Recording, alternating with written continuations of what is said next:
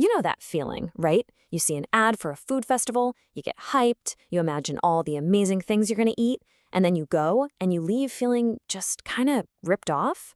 Well, you are not alone. Today, we are digging into a huge frustration that so many of us feel, the Great Food Festival letdown. Let's get right into it.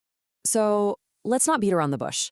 The source material for this whole explainer asks a very, very blunt question. Why are so many food festivals in Malaysia? Well, why are they so bad? It's a question that almost feels wrong to ask out loud, especially with all the pressure to support local. But today, we're going to tackle it head on. All right, so to understand why the reality hits so hard, first we have to talk about the dream. What is a food festival supposed to be? What's that perfect picture that pops into our heads when we see that sponsored post on Instagram? I mean, a truly great food festival should be a full-on adventure for your taste buds. Just imagine it, a place buzzing with energy, where you can try wild experimental dishes from chefs who are just starting out. A place where you discover flavors you've never even heard of before and get to connect with different cultures through the one thing we all love, food. Sounds amazing, right? Well, that's the fantasy. But then you actually get there, and that beautiful dream, it often shatters the second you walk in and smell the same old fried food in the air. The reality, as so many of us know, is a long, long way from what was promised.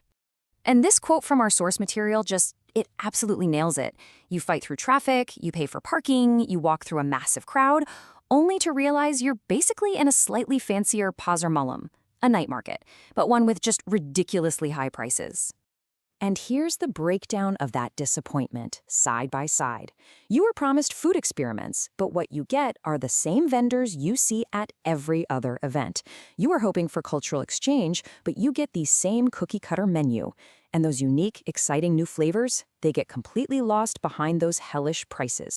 Our source material has this brilliant name for this problem, franchise dan pelisian, which basically means a franchise without a license. And it's perfect, isn't it?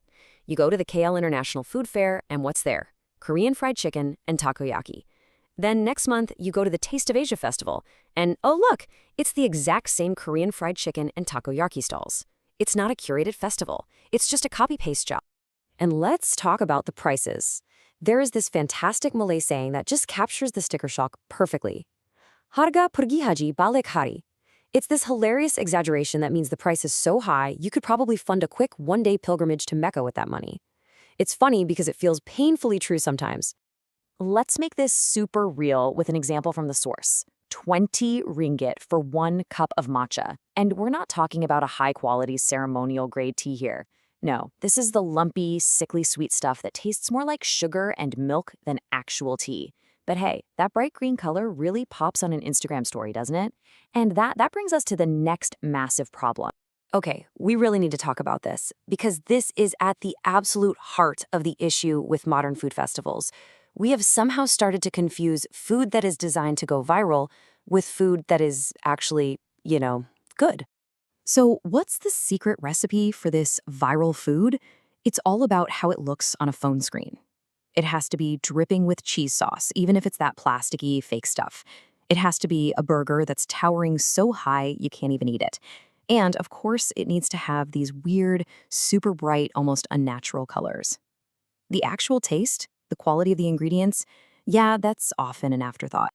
And this quote really says it all. Food is being created not for our taste buds, but for the TikTok and Instagram algorithms. The whole point is to get that 10-second clip of a cheese pull or a slow-motion sauce drip, not to give you a flavor experience you'll actually remember. The food has literally become a prop. So, after all this complaining, you have to ask, who's actually at fault here? Is it the organizers who are just being greedy? Is it the vendors who are cutting corners? Or, and this is a tough one, do we, as customers, share some of the blame for buying into all the hype? Well, it turns out it's a classic vicious cycle. It starts with organizers who are just looking to make a quick profit, so they'll rent out stalls to pretty much anyone who can pay, no matter what they sell. Then you have the vendors who are stuck with these crazy high rental fees, so they have to jack up their prices and sell generic, safe food to make sure they don't lose money. And then there's us, the customers, who often just smile and pay because we don't want to get attacked for not supporting local. So at the end of the day, who is to blame? The honest truth is, you can't point your finger at just one group. It's a broken system. The entire ecosystem of these food festivals is set up in a way that prioritizes easy money over actual quality, and it leaves pretty much everyone in this loop of disappointment. But listen, it doesn't have to be this way. It's easy to just complain, but our source material also lays out a really clear, actionable plan for what a genuinely good food festival could and should look like. And the solutions are actually pretty simple and logical. First, have a clear theme and actually enforce it. If it's a Penang food festival, the food better be from Penang. This manages expectations. Next, limit how many vendors can sell the same thing. We do not need 10 stalls selling the exact same mango juice. Variety is key.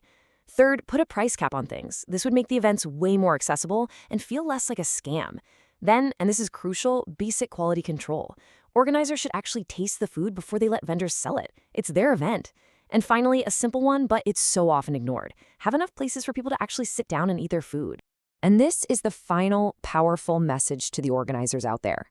If you can't meet these basic standards, quality, curation, and just some respect for your customers, then you need to be honest. Stop using the grand word festival and just call it what it really is. So, what's the big takeaway from all this? This isn't just about complaining for the sake of it. It comes from a real love for food and a real desire for experiences that actually live up to the hype. So we'll leave you with this question. Is this just a Malaysian problem, or is this food festival letdown happening all over the world? What are things like where you are? We'd love to know what you think. Thanks for tuning in.